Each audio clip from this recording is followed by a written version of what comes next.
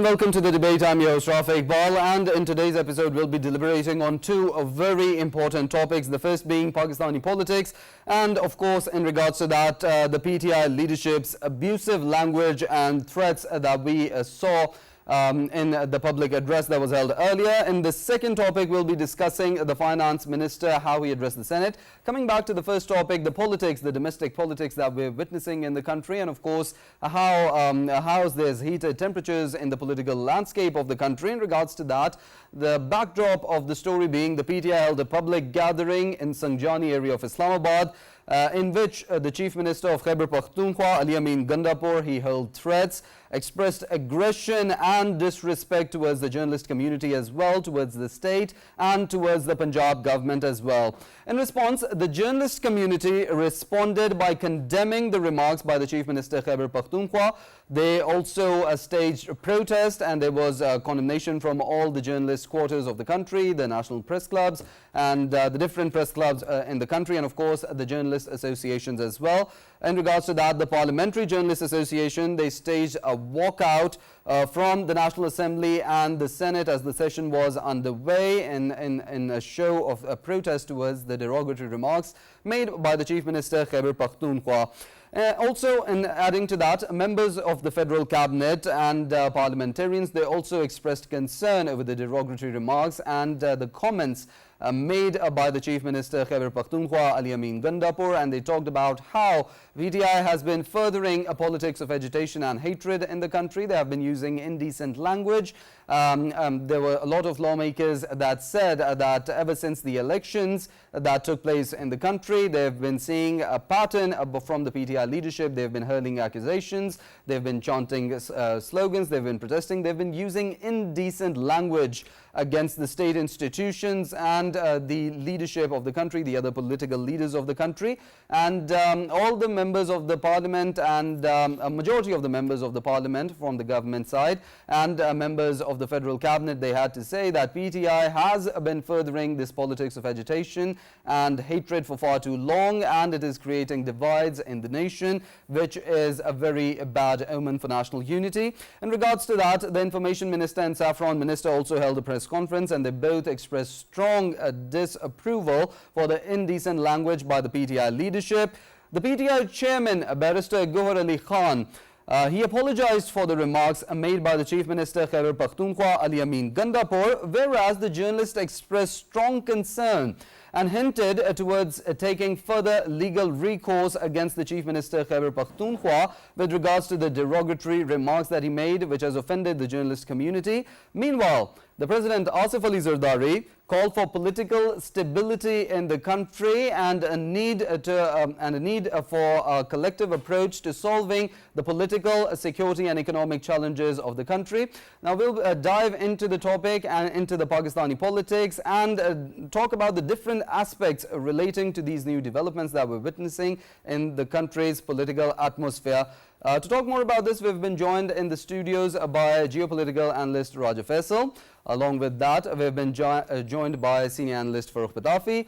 And on Skype, we've been joined by our guest, Kardar, a leader of PML-N, and Barrister Safi Ghauri, who is a political analyst. I'd like to thank you all for your time and being part of the conversation. I'll start off with Kardar, leader of the PML-N. With regards to the politics of the PTI, how they've been pursuing their political tactics, there's this rhetoric, this sloganeering, and of course how they've been criticizing the state institutions, the other political parties of the country and the government at large. With regards to that, the politics of PTI, protest, sloganeering, ever since the elections took place up till now, we're seeing the same patterns as said by members of the cabinet as well, as said by different lawmakers. How would you comment on the whole situation, and what do you think the PTI has achieved with these tactics? Bismillah ar-Rahman ar-Rahim. Thank you so much for inviting me. And my name is actually Kardar. So I would be happy if you call me by that name. Definitely. What the question that you have put to me, it is absolutely shocking. I don't think that we can sit with our families and watch the speeches of PTI leadership. What on earth are they doing? We are supposed to be role models for them. They are ruining the very fabric of our society. What are we teaching? What are we teaching the youngsters, the youth who are there, who are listening, who are watching? Is this the kind of language we are, encouraging them to use? Is this how they are going to treat their sisters, their mothers, their daughters? Generally, when they go to their institutions, is this the derogatory manner in which they are going to behave? Now, I think that this is absolutely unacceptable. Politics is fine, but politics has to be done uh, within a decent limit. You have to, you can protest, you can say whatever you want, you have freedom of speech, but you do not have the freedom to use abusive language and derogatory language and misogynist comments. You have absolutely no right to do that. And not just, in a private manner, you do it publicly. You do it, when there is a large gathering, there's a jalsa. So the thing is that what Ali Amin Gandapur, I think he has put his high office to shame. He is the chief minister of a province. How can he even think of addressing an audience, with slurs, with abuse, with all kinds of misogynist comments? He has offended everybody. You see the journalists, they are up in arms. You see the state, you see Punjab government, you see Mariam Nawaz Saiba. I think that he has, but I personally feel that this is coming from Adiala jail. I am sure when Bani heard this speech, he must have given Gandapur a pat on the back. Well done, Gandapur. This is all his training. This is the mindset which he is propagating. And this is not just in the Jalsa. He is doing that at the international level.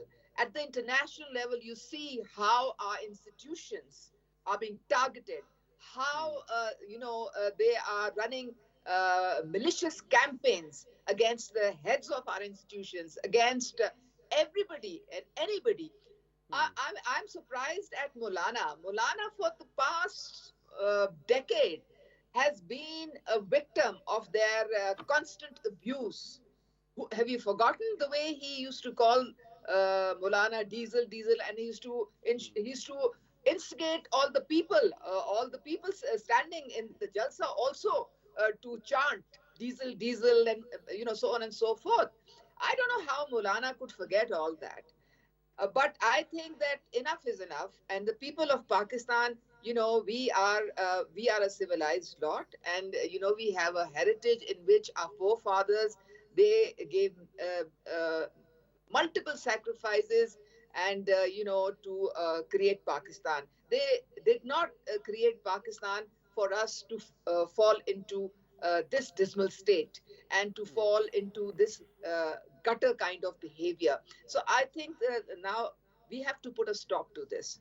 This is we cannot afford this kind of behavior anymore, and they have to apologize to the whole nation, to the Punjab government, the CM Punjab, to all the journalists, to the state, to everybody. They have nothing good to say about anybody. It's you've seen this behavior in the past also. We will make your lives miserable.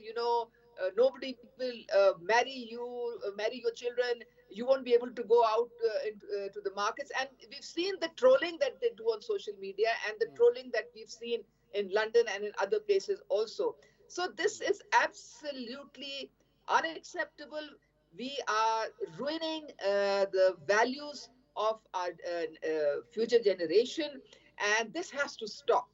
And we cannot allow this to happen again. I'm sorry to say that. It's totally unacceptable. Well, Ms. Uzma, point very well taken. I'd like to include Barrister Safi in the conversation as well. In regards to the politics that the PTI has been pursuing for some time now, since the elections and even before that, Do you think the approach that the PTI is taking is a strategic approach, or does it reflect upon the internal differences within the party? And it's all just from one squad. I don't think that this is approach that reflects the internal differences within the party. I will actually agree with Usman that this looks like a very well thought out approach, because that is there is one thing that has been consistent within PTI, which is that they would reduce themselves to abuse, to slurring people, to lampooning them at every opportunity they get. And this has been from the very beginning. Like, you know, when Imran Khan first started becoming popular, that was the reason. People thought that, you know, oh, look at him, he's not afraid to speak his mind, he's so bold, look at how he really says the truth as it is, because there was a widespread belief that he's calling corrupt people out for their corruption. But then this is something that he literally seems to have taught all of his followers, and we see that everywhere now. And I'll agree that, you know, it's not just the abusive language now, it is also translated into abusive behavior. I saw something a couple of days ago. This was on 14th August. If you remember, there was a viral video clip of a girl wearing Western clothes out, maybe with her brother, husband, boyfriend. I don't know who she was there with, but with a man. And there were a lot of people holding PTI flags who had come in to celebrate 14th August as well. And I do not for a moment think that they are not patriotic, but this huge crowd of hundreds of men were harassing that girl. And it was shocking for me to see that, because this is what, if this is what our national character is becoming, that a woman cannot go to the Faisal mosque peacefully and safely, it means that we have messed up somewhere. And this is the problem. When we talk about internal divides between parties, I don't think there is an internal divide between parties. I think now there is an internal divide between the Pakistani people and the Pakistani culture. There is one culture that thinks it's okay to attack others, to harass others, to lampoon others, have absolutely no regard for any other person's liberty, any other person's respect, any other person's dignity. And then there is maybe maybe the other people who are fighting back against it. Now, abusive language, as we've been talking about, is crime under the Pakistan Penal Code, Section 294. And I am happy that after a very long time, at least for the first time in my career, I'm seeing it being used. I think it ought to be used more often, because this really goes on to show that we have deteriorated as a country. This is our. I think this is a time to really reflect and think about what kind of a nation we have become. If we are going to allow things like this, if this is going to happen publicly, if women are going to get harassed when they go to mosques, if an ordinary Pakistani is not safe, as dignity is not safe. And I often repeat this very often, that in the last sermon of the Prophet ﷺ set himself apart from all other religions, in which other religions talk about how there is safety of property and life. But Islam adds one more thing to the mix, which is dignity. The Prophet said that those amongst you who is not a Muslim, from whom the life, property, and dignity of another Muslim is not safe. So really, what are we doing here then? I mean, we need to really understand that if another person is constantly feeling harassed, if they feel like their reputation is constantly being tarnished by a political party on a mass scale, and everybody's applauding to that, everybody's clapping and celebrating the derogation of a person's reputation, what kind of a people are we becoming? So I think this is a sad state. I think we need to really reflect upon ourselves. And once again, I want to say here very clearly that whereas I think PTI is the worst, there are other political parties that are also liable for doing similar things. And we should really, take a step back and wonder whether this is something that our law, our religion, our basic morality allows. And if it does allow, then we need to really reflect upon the kind of nation we have become now. Definitely, that's a very important point, Barrister Safi, that you also mentioned. I'd move towards Farrukh Pitafi, and like his comments was well. With regards to the public address, the statements, the remarks made by the Chief Minister Khyber Pakhtunkhwa, they were also very offensive remarks towards the journalist community. The whole journalist community of the country has responded, and they've protested against those derogatory remarks. They've shown that they are offended by those prerogative, indecent remarks made by the Chief CM KPK. How do you comment on that? Until when do you think a PTI would resort to these tactics? What are they trying to achieve here? Right. Thank you very much, Raf. and the opportunity. While I'm going to agree with the earlier, participants, I'm going to approach this matter from another angle.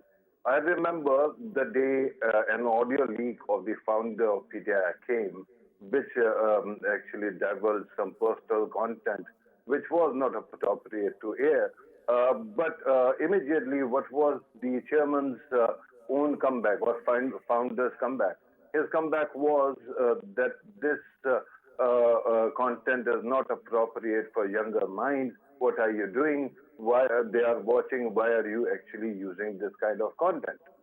So that means that the chairman or the former chairman and the founder of the party does believe in some kind of grooming or some kind of filter for the younger people. But then that filter is lost when it comes to such addresses by their own leadership. And then I was thinking that perhaps it is only peculiar to the chief minister of Khyber Pakhtunkhwa, and perhaps others might not have actually indulged in the same behavior. But then I started recalling how many times, how many conversations we have seen coming from PTI, especially from its founder. If you remember whatever was being said in 2014, 2015, and on and on and on. That never stopped. So this is not, an exception. This is the rule. This is what PTI's leadership likes. And I'm sure, as Uzma Sahiba was saying earlier, that the founder PTI must be patting the back of Chief Minister Khyber Pakhtunkhwa for saying such kind of things. And now one has to also remember that he did not train his guns only at journalists. While whatever was said about journalists was unbecoming of anybody in that position, incidentally, that was said in the past by the founder of PTI as well. But forget about that. Then he also attacked state institutions. Then he kept on going one by one, attacking whosoever he thought was important enough to get that kind of language. So he kept on kind of language, and that is unfortunate. I think that in the end, it actually speaks to what PTI's character is. Remember that many of these people think that this is typical of alpha male behavior. But in truth, it is basically toxic masculinity. The kind of language that they use, the way they were threatening, the way Chief Minister actually said that he does not believe in whatever process that is going on, all undermines his own integrity and his own party's credibility. I think that after May 9th, this kind of behavior actually practically undermines their image further.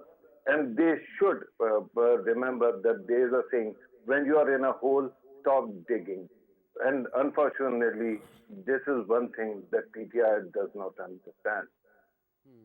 Definitely. I'd like to include Raja Faisal in the conversation as well. As Farrukh Pitafi mentioned, there were also remarks against the state institutions. It wasn't just the journalist community. There was the Punjab government being targeted. There was the state of Pakistan being targeted.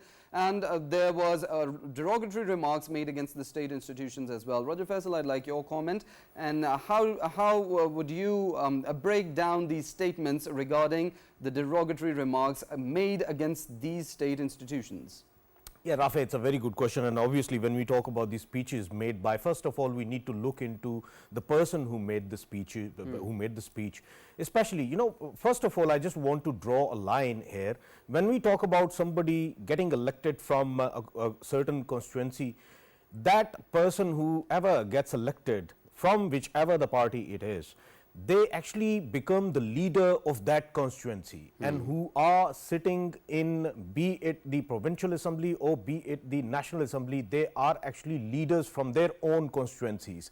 And they do not only represent the ones who voted for them, but they represent the people who did not vote for them as well. It's like somebody from my constituency, if I voted for him, ultimately, I mean, he's my leader, but if I did not vote for him, still when he goes to the parliament, he actually represents me as a leader of me as well, you know. So these sort of speeches, when coming from the leaders of different constituencies or a province itself, I mean, chief minister is supposed to be a leader of the whole province, and we are talking about the third largest province of Pakistan in terms of population. And in that context, I mean, the kind of wordings we always should be expecting from a leader, that wording was not being seen in the speech, number one.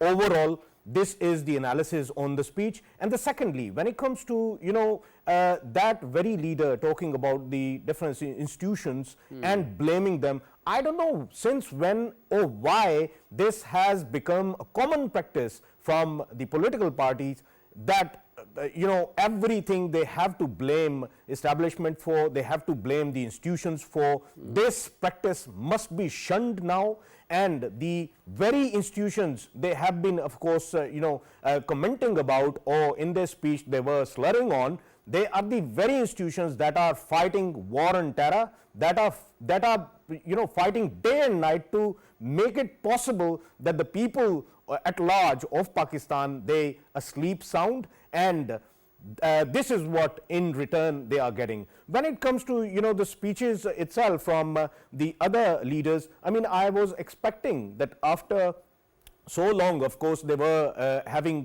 this procession, and I was expecting that in meanwhile, since they were not having any of the processions, they might highlight few of the issues which are being faced by people of you know, Khyber Pakhtunkhwa or their own people or the people who voted for them, because if a person is getting elected from one constituency, of course his people, the one who voted for him, they keep on meeting with the you know, MNAs or MPAs related to the problems they are being facing and the policies. I wanted to hear something like that, that these are the policies which are hurting the people on ground, or that is the problem and this is what needs to be fixed, or how to fix the economy. As we know that Pakistan is, of course, focusing on fixing the economy, and we know that there were tough decisions made by the government itself as well. And I was expecting that there will be something related to that, that these are the you know, these are the corridors we need to work really hard on, and that is how we can strengthen our economy as well. And these are the reasons that all of the political parties, they are having a sort of you know, a distanced relationship from each other. Because to me, when I talk about, you know, Pakistan as a country, Pakistan is just like a family. People or political parties, they might be having differences from each other, but still they belong to the same family. And I expect that if there are differences, they need to sit down and, of course, resolve them differences, rather than, you know, it's like in the family, when you have differences within the family, then you don't come out on a you know, on the crossroad and you hold on a speaker and start shouting about it. You don't do that. You don't slur your own kinship, and this is what has happened, and I think this must be stopped. And there are solutions which can be, of course, provided through these processions. When people are gathering there, I expect the sanity to prevail. And when I say I expect the sanity to prevail, I mean by this that if there are some problems, then the solution should be discovered, rather than creating more hurdles and more problems and more distances. And I think these differences, they need to be sorted out. Pakistan as a country has to strengthen itself. We all need to stand with our armed forces, because we know that there are challenges, security related challenges faced by Pakistan, which are being, of course, encountered by our own security forces and intelligence services, and they need the support of the people at large. And all of the political parties, be they opposition or be they government, they need to stand tall with the armed forces to, of course, you know, focus on these problems rather than creating more problems. Right. Ms. Uzma Kardar, I'd like to come towards you with regards to our discussion, and I'd like to ask you, What long-term effects do you think the PTI is going to have with its politics? As we're talking about this is a pattern that we see. It's recurring. It goes on over and over again.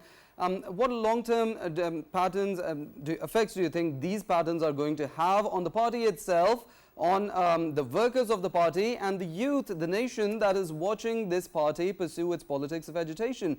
And also the second leg of the question, that how do you think, when there's so much being credited to the state institutions, to the government, to the provincial governments even, and especially on issues of national interest, how do you think that can be curbed? How do you think there should be a more aggressive approach towards the elements that try to sabotage efforts for promotion of national interests? Actually, I think Ali Amin Gandapur, since he's the CM of Khyber Pakhtunkhwa, he has put the entire Pakhtun population and culture to shame. Our Pakhtuns are not at all like this. You know, when you go to Khyber Pakhtunkhwa, there is a sense of dignity, ghairat, you know, and they are willing to give their lives for their sisters, their mothers, and their, daughters. They are a very proud, nation. And I think the people who actually are moderate and who are, the real Pakhtuns would never, never, never endorse such crass and such rude behavior, such derogatory behavior. The problem is that, let me just put it in black and white, it is all power politics. It is frustration and desperation for becoming prime minister. And,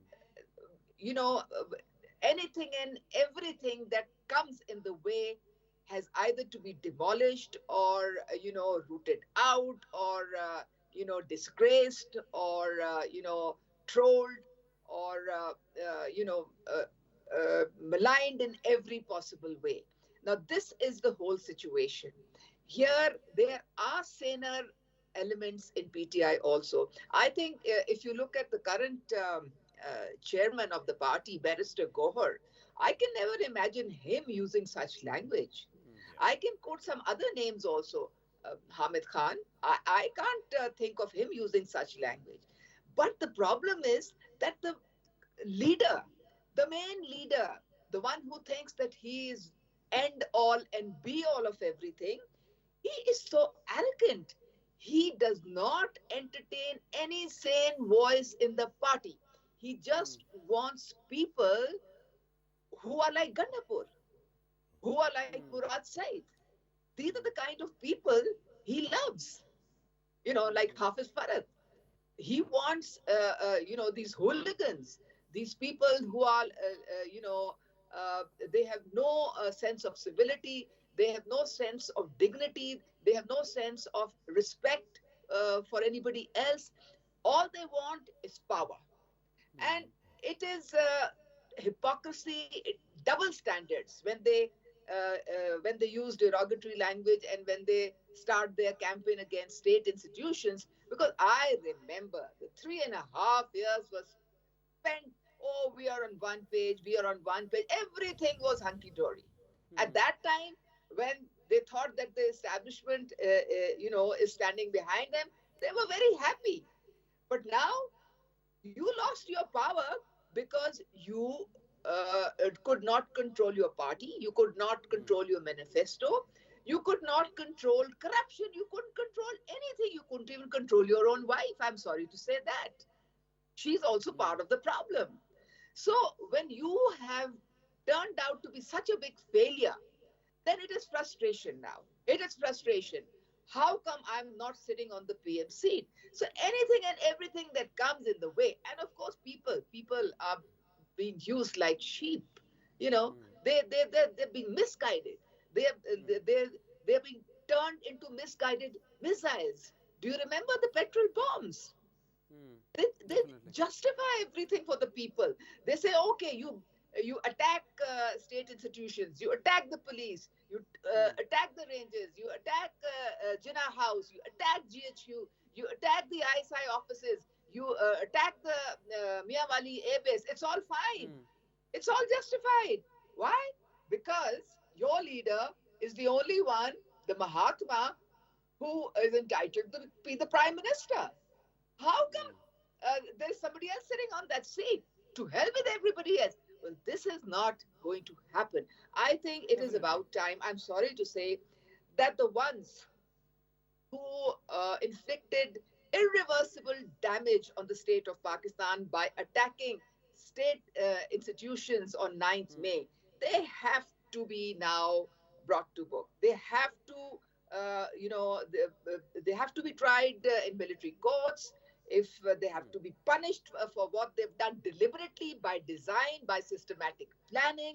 If you don't do this, Pakistan is not safe. I'm sorry to say that. Tomorrow, anybody can just get up and attack again. Who's there to stop you? Right, Mrs. What are you going to say? Oh, they'll say, oh, we'll get away with all this. And you see, they are damaging Pakistan, not just at home, but also abroad. They try to put international pressure on the state just to get an NRO. They have done that. They have fallen at the feet of every congressman, of every senator, maybe the UK, USA, Europe, everywhere. They have tarnished the image of Pakistan. They have protested against outside the IMF offices and targeted the heads of all the Pak institutions, blamed Pakistan for human rights violations. I mean, what are they doing? Pakistan is not their red line anymore. Their own vested interest, their own power politics is their red line. And I'm sorry, the leader is to blame. The fish rots at the top. These are his words. And the fish at the top is spoiled rotten. It's finished. So I think that now there are no two ways about it. We have to be strict.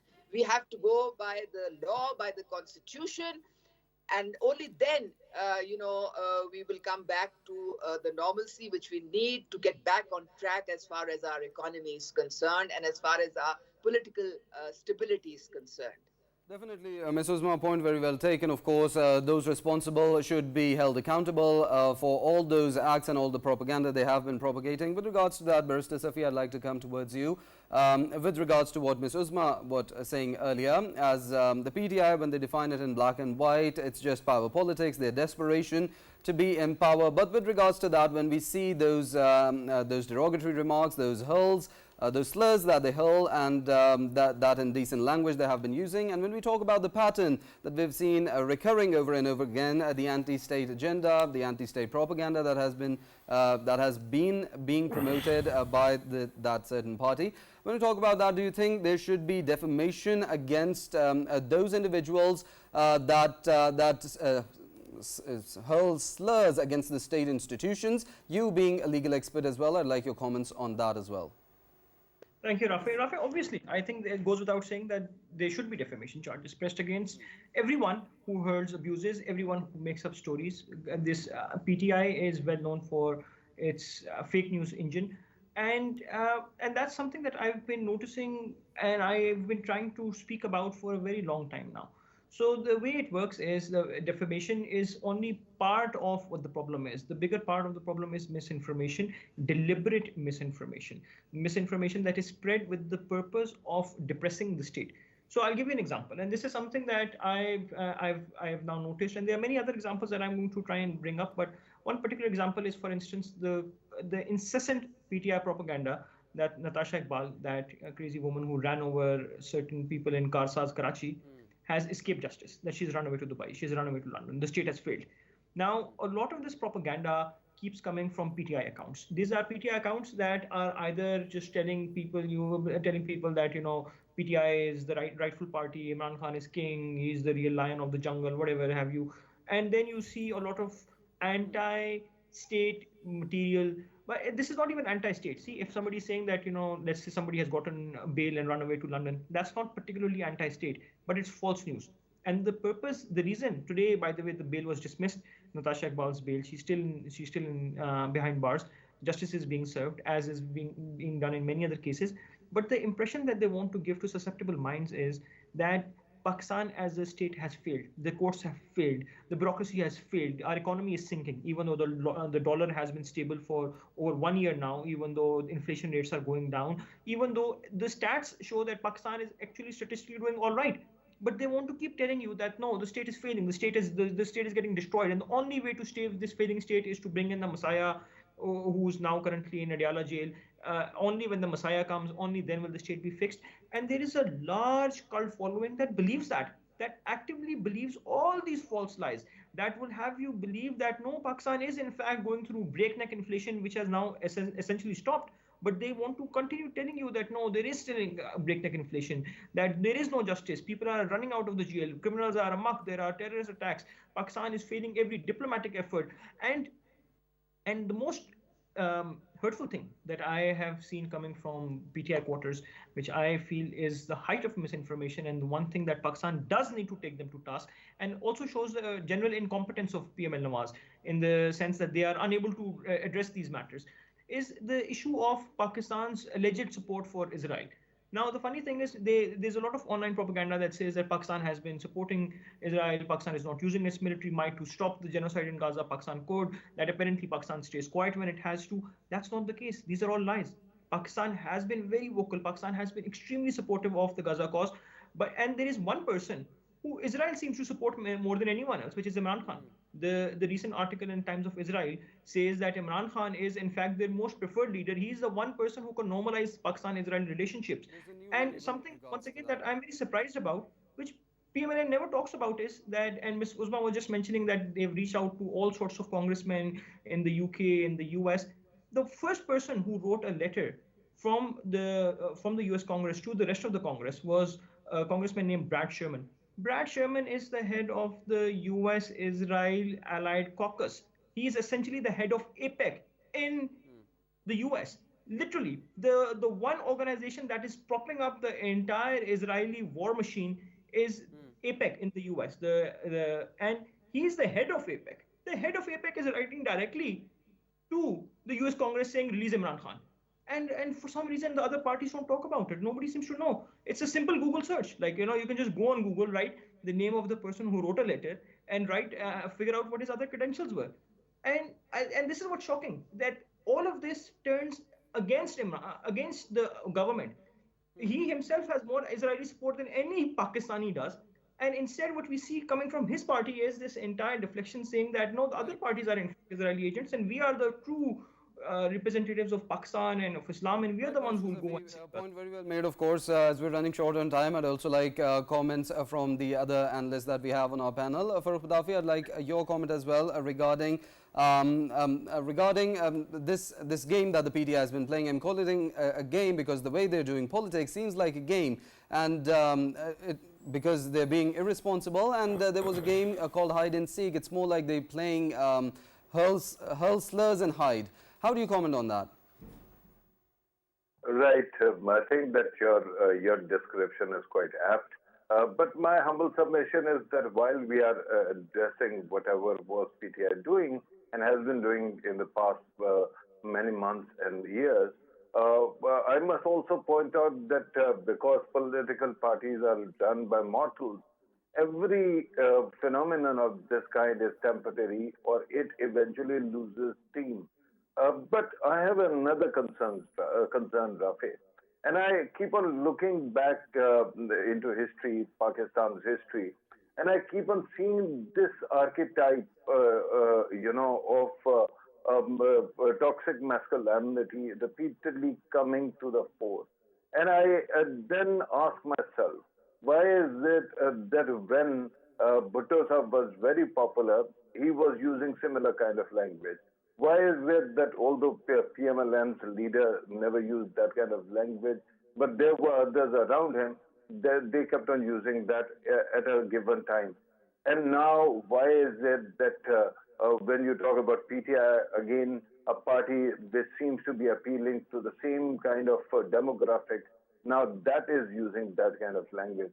So in my heart of hearts, there is this fear that perhaps in the deep state of Pakistan where change hasn't come, there are deep pockets where perhaps this is what is liked. And if that is so, because the entire state of Pakistan is going through a restructuring process where we are trying to cleanse the country of all these vestiges of bad character or bad nature, will it not be great if we can actually look into those matters and see if there is any appetite for this kind of language anywhere?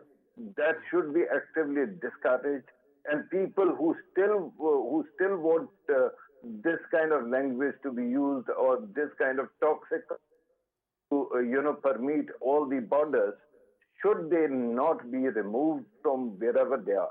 So this is my humble submission. Perhaps the time has come for the kind of civil or change of civility that we need, which is going to build better character for the future. I hope that that happens. Of course, litigation is going to take its course, but then PTI, the party, is mortal. It is finite, phenomenon. But this kind of culture that keeps on repeating in our politics, it has to go. And if it doesn't go, then that is a serious concern for all of us. Right, Raja Faisal, I'd also like your concluding remarks regarding the conversation. Yeah, Rafae, when it comes to great power should always come with a great responsibility. Whoever Definitely is sitting on the great powerful positions, they need to make sure that they are responsible enough, and their every word counts, and their words should be responsible enough as well. Definitely, with regards to that, we'll conclude the first topic that we had for the debate today. And of course, in regards to that, we were discussing Pakistani politics and the role of PTI and its politics of agitation, its abusive language that it has been using, and the threats that it has hurled in its public address. I'd like to thank all of our guests, Uzma Kardar, a leader of PML-N, who had joined us on Skype, and Barrister Safi, Ullah, Ghauri, political analyst, who had also joined us on Skype. Thank you both for your time and being part of the conversation. I'd like to move towards our second segment, in which we'll be talking about the finance minister and his address on the floor of the Senate as the Senate session was underway, in which the finance minister, he talked about the multiple reforms that the government is undertaking in regards to the taxation sector, in regards to the energy sector, in regards to the agriculture sector as well, and IT and the export sector. And he also talked about how there's a lot of positive economic indicators, and he also shed light upon the extended fund facility that Islamabad is seeking from the IMF and should be finalized soon. He expressed optimism in that regard as well, and he talked about how the agriculture and IT sectors are the backbone of the economy and they should be facilitated as much as they can. The government can also, he said that the government, it's not the job of the government to run the businesses, and he shed light on how it is very crucial for the private sector to step up, and the small and medium enterprises, the entrepreneurs, the freelancers of the country to play their part in revitalizing the national economy as well. For Pitafi, coming towards you, I'd like your comment on the statements by the finance minister. We're hearing a lot of reforms, a lot of talk of reforms. The government has shown their willingness to undertake their reforms. How crucial do you think it is at this time, when there's so much efforts for the revitalization of the national economy, that these reforms be undertaken by the government, and of course they are being the nation being cooperative with the government as well, so these reforms, they bear fruit? Right, Rafae, when you actually look at the speech of the finance minister, it has three clear parts, right? The first part was regarding confidence in the economy, and he told us how the government has managed certain milestones. For example, when it comes to the currency, that is something that the government actually is focusing on, which they have achieved already, as was pointed out in the earlier segment by Safi Ghauri, that currency has been stable for past 1 year. Similarly, inflation is coming down, and other indicators are also stabilizing. So that is also a proof that the government has done a lot in this intervening period. Then the second one was regarding the reforms that the government is undertaking. and whatever they have achieved, how did they achieve it, and how do they actually want to go forward and reform everything. And the third one, of course, was regarding his vision and for the country, and why is it important to carry out those reforms. So the aspects that were highlighted are very important, particularly SOEs. When it comes to state-owned enterprises, the biggest problem in this country has been that apart from our other major spendings that include debt retirement and others, other liabilities, one of the biggest consumers of finance, public finance, has been SOEs, which are not giving you any results. So his point that the government has no business in being business, I think it is correct, and I think he is on money. How do you approach that matter is an important thing, and in coming days we are going to see that there are priorities which are important, and of course one has to stick to them. Then of course there is this matter of circular debt. There are energy-related issues. There are umpteen other issues which need to be corrected, and I hope in coming days that also happens. So I think that speech was also very good for confidence building, but it was also very illuminating. And remember that this is happening when the country has also expressed concerns regarding IMF and their priorities, particularly the Deputy Prime Minister actually made a speech about that. And then we have seen that the IMF's country head also has changed. So this is a crucial moment, and it is important that the government sticks to its reform agenda. And this is what was highlighted by the Finance Minister. Rafae. That's some very important points that you raised, and of course a very articulate breakdown of what the Finance Minister had to say. Raja Faisal, I'd also like your comments, your concluding remarks regarding what the Finance Minister had to say and your breakdown of his statement.